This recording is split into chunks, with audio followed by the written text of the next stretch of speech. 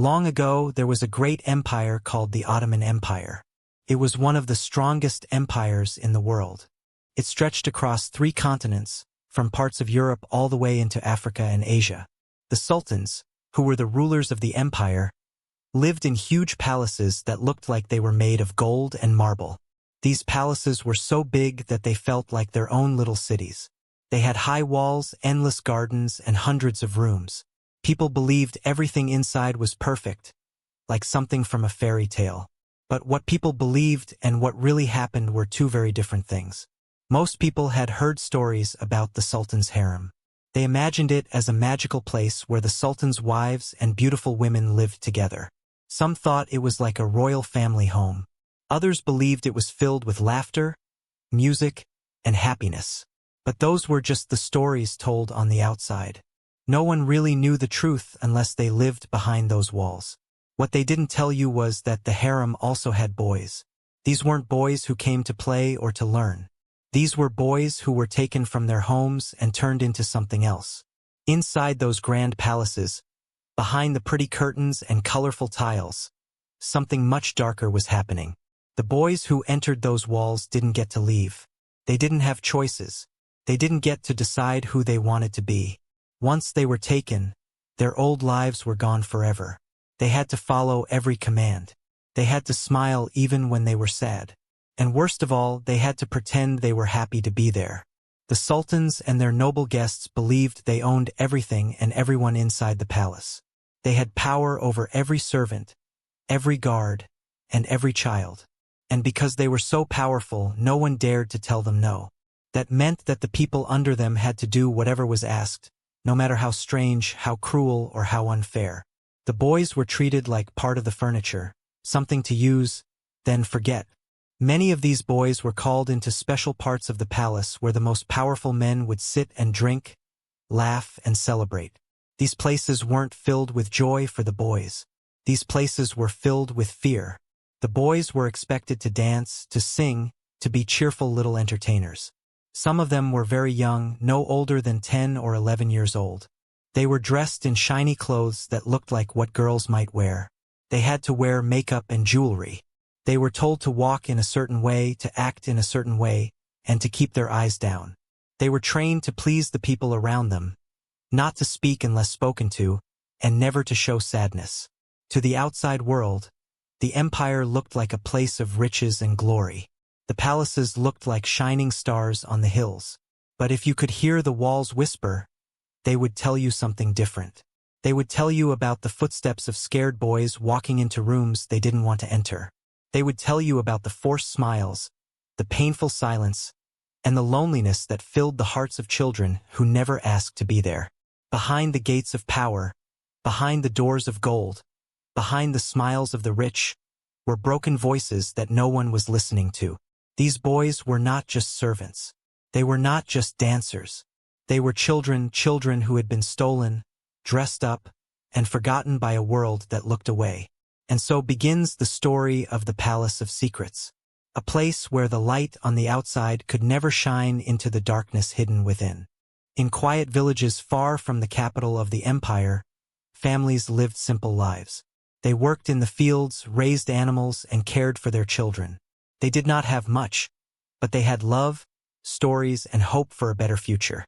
Parents watched their sons run barefoot through grassy paths, climb trees, and laugh by rivers. They believed their children would grow up, learn trades, marry, and stay close to home. No one expected the empire to reach so deeply into their lives. No one imagined that one day, their children might vanish.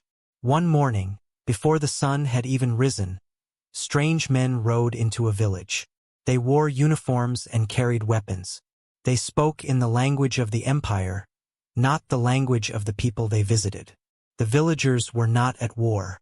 They had no reason to fear. But when the men arrived, everything changed. The soldiers pointed at certain boys who were strong, healthy, and had light features. Without any warning, they were taken. Some were dragged from their homes while their mothers screamed. Others were pulled from their hiding places, held tight while their fathers begged the soldiers to stop. No one listened. This system was known to the empire. It was called the child collection. It happened again and again in village after village, year after year. The people who ruled believed that boys from outside their religion made the best servants. They said it was to give the boys a better life, but that was never the truth. The boys were not taken to learn freely. They were taken to be shaped, controlled, and used. It was a plan that turned children into property. The journey to the palace was long and cruel. The boys were often tied together or forced to march without knowing where they were going. Some walked for days through cold, rain, or scorching sun. They were not allowed to speak. They were not allowed to cry. If someone collapsed from exhaustion, he was whipped until he stood again. Some never made it. Those who survived arrived at the capital hungry, tired, and afraid. Once inside the city, they saw buildings taller than anything they had ever known. They saw mosques with great domes, markets full of smells they did not recognize, and crowds of people who did not care who they were or why they had come. There was no one to help them. There was no one to stop what was about to happen. They were cleaned, their clothes were burned, and their hair was cut. Their names were taken from them. They were given new names, names in a language they could barely understand. These names were meant to erase the past. The boys were told that their old lives no longer mattered. They were now part of the palace, and the palace owned them. Some boys were sent to train with guards or work in kitchens. But others, the ones with delicate faces and quiet manners, were chosen for something else. These boys were brought to secret rooms where they were trained not in reading or writing, but in how to move their hands slowly, how to lower their eyes, how to smile without feeling anything inside. They were taught how to behave in front of men who saw them not as children but as things. The boys missed their homes, but they were not allowed to talk about them. If they mentioned their mothers, they were beaten. If they asked for their brothers, they were told to forget them. The empire did not want them to remember who they were. It wanted to build them into something new. It wanted silence, obedience, and beauty. It did not want feelings. It did not want freedom. And so, these stolen boys learned to survive.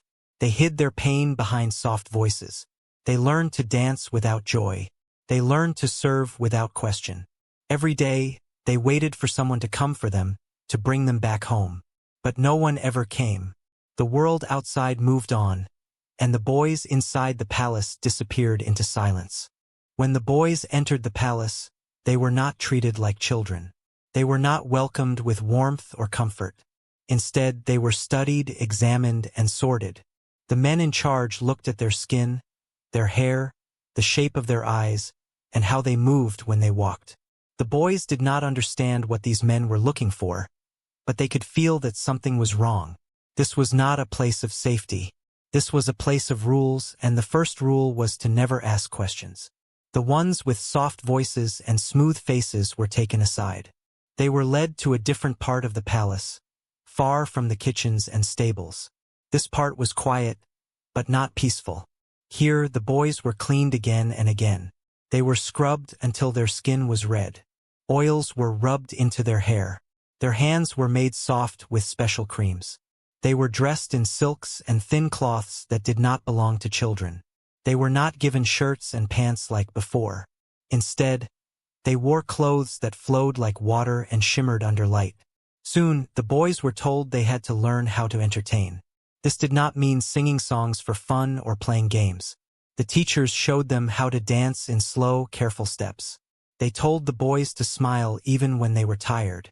They were not allowed to show pain or fear. The dance was not about joy.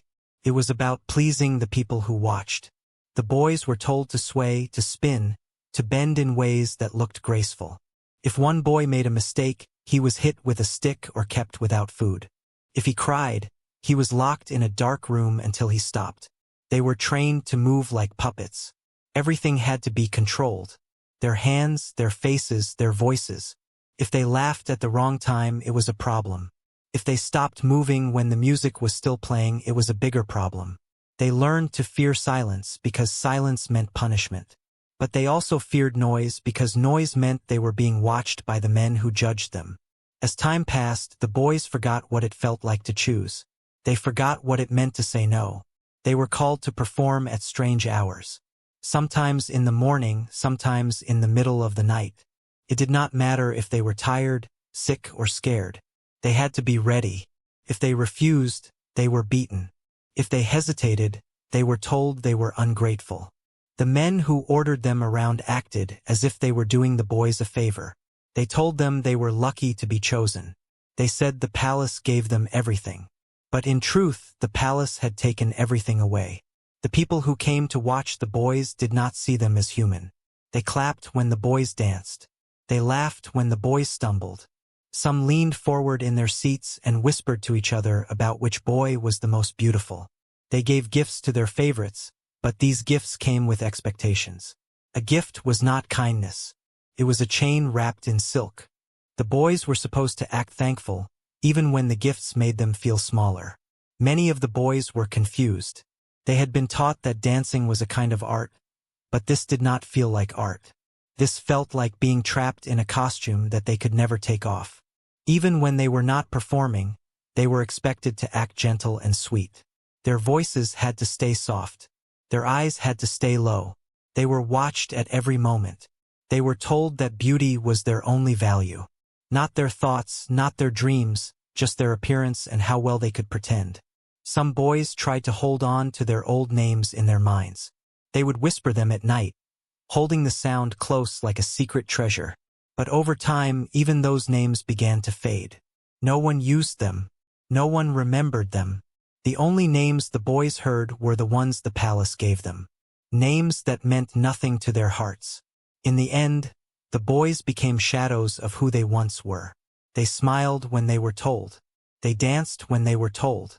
They stood still when they were told. They had become something the palace could use. Not people. Not children. Not sons. Just playthings, dressed in silk, moving like music, waiting in silence for the next command.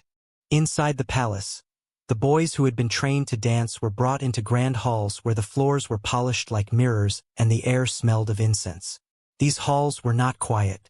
They echoed with music, laughter, and voices that gave orders without mercy. The boys were told this was where the important men came to relax, where the highest rulers and their powerful friends gathered for pleasure and celebration. But the boys soon learned that these halls were not made for joy. They were made for control. When the boys stepped into the room, all eyes turned to them. They were dressed in delicate clothing and painted with colors to make them look soft and perfect. The men who sat on cushions and drank from golden cups stared as if the boys were part of the entertainment. The music would begin, slow and heavy, and the boys would start to move. They swirled and turned in patterns they had practiced again and again.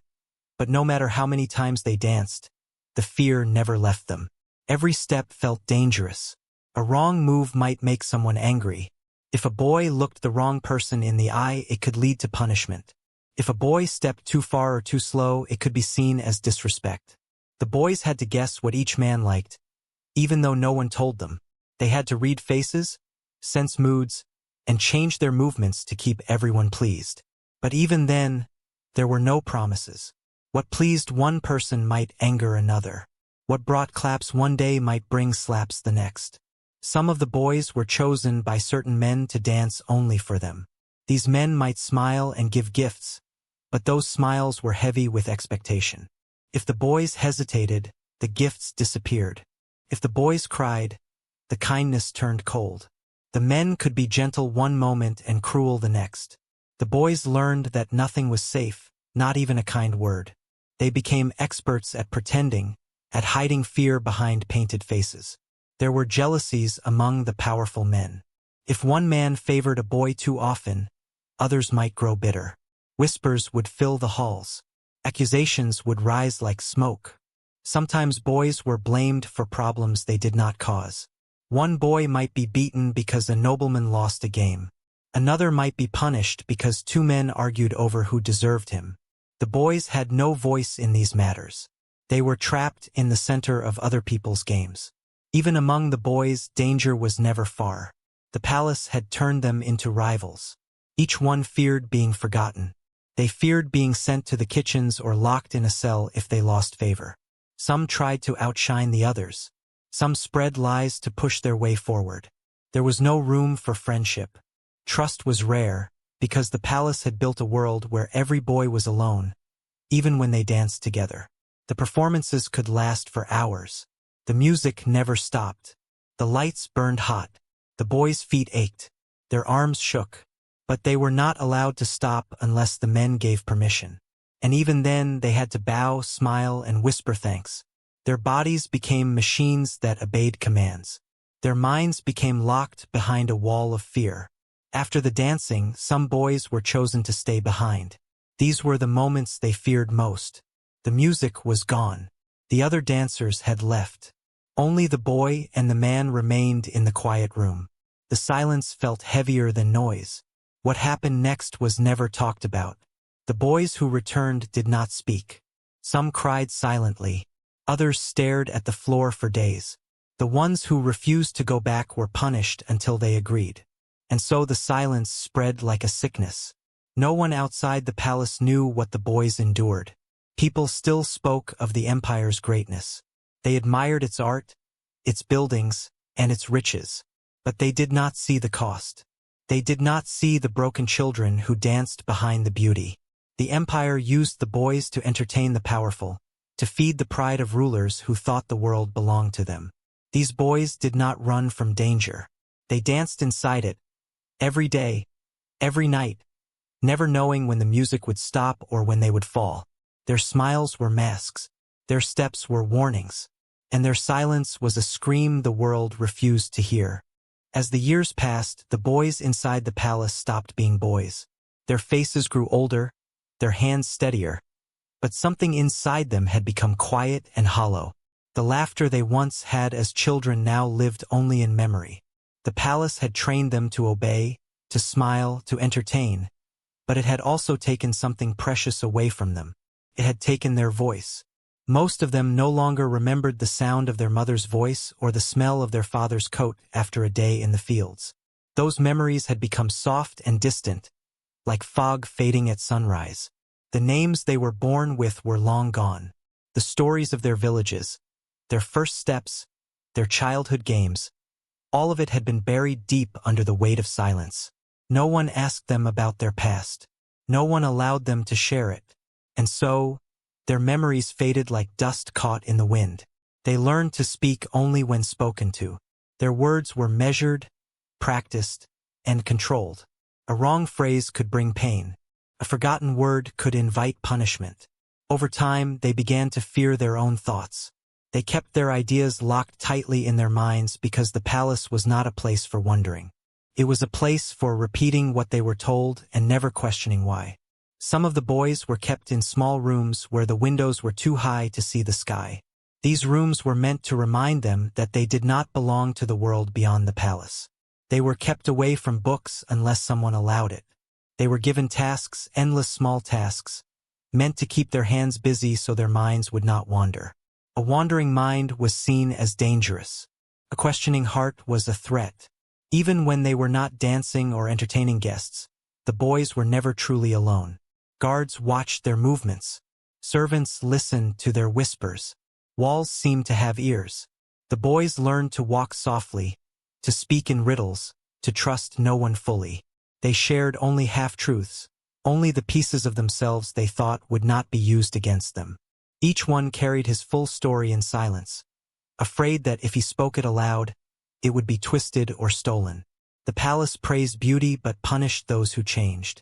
If a boy grew too tall or his voice deepened too much, he was often replaced. The ones who remained were expected to stay young in appearance and manner. This meant controlling every part of themselves. Some were given things to drink or eat that would slow their growth. They were treated like objects that needed to be kept exactly the same, never aging, never becoming fully human. When boys disappeared, no one asked where they went. Sometimes a dancer would not return after a long night. Sometimes a boy was taken to another part of the palace and never seen again. The others were told to keep dancing, to keep smiling, to act as if nothing had changed. Their silence was not just fear. It had become survival. Speaking too much could make them the next to vanish. Even among each other, the silence held firm. Some boys wanted to cry together or remember happier times, but trust was difficult. One kind word might bring closeness, but it could also bring betrayal. Everyone knew the palace used secrets as weapons. If a boy shared his sorrow with the wrong person, that sorrow might be used to hurt him. And so, each boy built his own world inside himself, a world of locked doors and hidden dreams. When they looked at one another, they saw their own reflection. They saw the same empty smiles, the same tired eyes, the same weight pressing down. They did not speak of escape because there was no path to freedom. They did not speak of hope because hope had become too painful. They simply waited for time to pass, waited for the day they would no longer be chosen, waited for silence to become the only thing left. The palace had taken their songs and replaced them with scripts. It had taken their voices and filled their mouths with quiet obedience. It had taken their stories and made them vanish. And still the empire stood proud, its towers rising high, its banners fluttering in the wind, while deep inside its heart, the stolen children remained unseen and unheard. They were shaped by silence, not by choice but by force.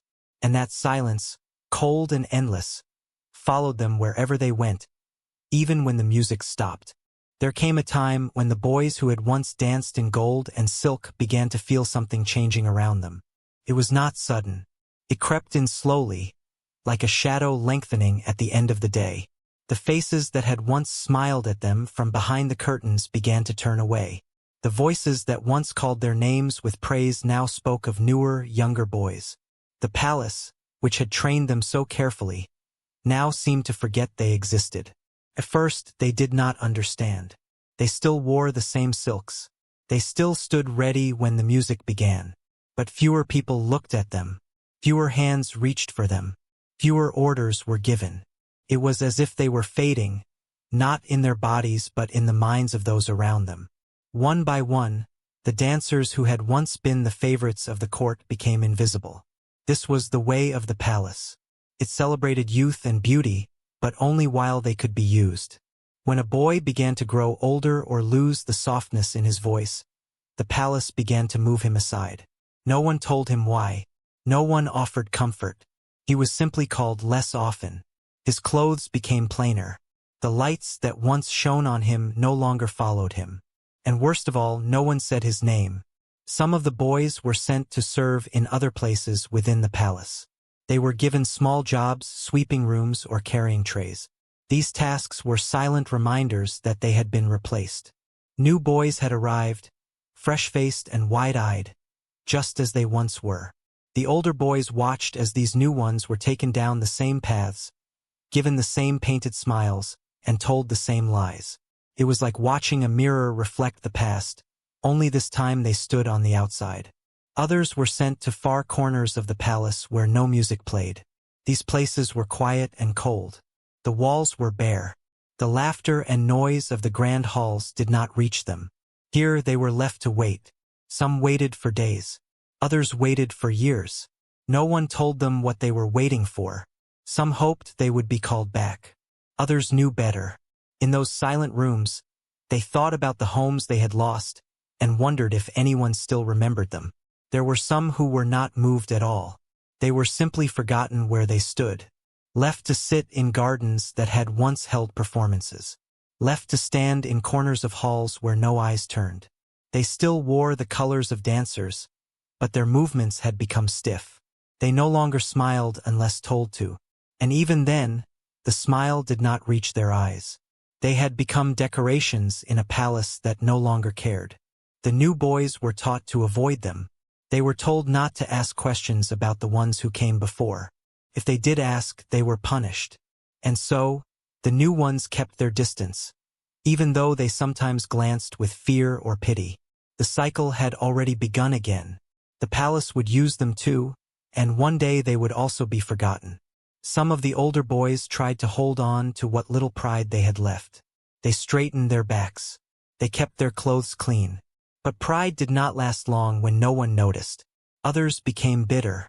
They whispered to each other at night, speaking of escape, not because they believed in it, but because it gave them something to dream about. A few stopped speaking altogether. They sat still for hours watching nothing, listening to nothing, thinking of nothing. There were times when they heard the music begin in the distance. It came through the walls and stirred old memories. They remembered how their own feet once moved to that rhythm, how they once felt important, even if only for a moment. Now the music only reminded them of what had been taken. No one outside the palace asked what happened to the boys once they grew older. The empire kept its secrets well. To the world, the palace remained a place of beauty and order. Its golden doors were symbols of power. But behind those doors were children who had been lifted up and then dropped without care. The palace never apologized. It never explained. It only replaced. One name vanished and another took its place. One face faded and another appeared. The world kept spinning, and the silence swallowed the forgotten. But the pain of being replaced lived on inside them, settled into their bones, pressed down on their hearts. And in the quiet corners of the empire, where no music played and no visitors came, the forgotten boys waited with nothing left but memories that no one else wanted. Time passed, but the memory of what happened to the boys in the palace never truly disappeared. The empire continued to rise and fall. Its rulers changed, its walls were rebuilt, and its flags were replaced. But the stories of those boys were never written in books. Their faces were never carved in stone or painted on ceilings. Their voices were never recorded. They were the ones who lived and suffered in silence, whose lives became shadows in the corners of history. Some of them lived long enough to see the palace change. The music halls grew quiet. The dance floors were used less often. The great rooms, once filled with the scent of oils and the sound of clapping, became dusty and still. New people took over. New rules were made. But no one ever looked for the boys who had danced there, who had given everything and asked for nothing in return. Many of them were never seen again. They disappeared quietly, like candles blown out in a windless room. No one came to ask their names. No one asked where they went or who they had once been. It was easier for the world to forget them than to face what had been done. But forgetting does not erase the truth. The truth remains, even when it is buried. And the pain of those forgotten lives still echoes if you know how to listen. Some of the boys had tried to hold on to hope. They whispered it to themselves at night. They believed that someday someone would remember them. Someone would tell their story. But they did not live to see that day. Their hope lived on in silence, just like their names, just like their dreams. Others found ways to survive. They learned to live with the pain. They carried the silence with them, like a heavy coat they could never take off. Even when they were free to walk beyond the palace walls, the freedom felt thin. They had spent too long being told what to do, how to speak, when to smile. The world outside felt unfamiliar. The sky looked wider than they remembered, but it did not feel safe. Those who survived rarely spoke of what happened. If they did, no one believed them. People wanted to hear stories of bravery, of great rulers, of golden halls and wise kings. They did not want to hear about the boys who had been taken, who had danced for strangers, who had cried behind silk curtains. The truth was too sharp. It cut through the comfort of the empire's beautiful image. But now you have heard it. Now you know about the boys who were taken and silenced. You know how they were trained to perform, not for joy, but for the pleasure of others. You know how they were forgotten, how they lived in fear, and how their voices were stolen. That truth should not be hidden again. It should not be covered in gold or wrapped in silence. History is not just the story of rulers and battles. It is also the story of the forgotten. It is the story of those who were used and thrown away. And if we choose to only remember the powerful, then we allow pain like this to happen again. But if we remember the ones who were made invisible, if we speak their names even when the world tries to stay quiet, then we keep their memory alive. This story was never meant to be easy. It was never meant to be comfortable. But it is real. It happened. And now you carry it with you. Let it remind you to look closer when the world tells you something is beautiful. Ask what price was paid for that beauty. Ask who was hidden behind it. And when you hear silence, listen carefully. You might find someone who needs their story told. If you want more stories like this, if you believe forgotten voices should be heard, then join us. Subscribe to this channel. Share this video. Let others know what was once hidden. Let the silence be broken, one voice at a time.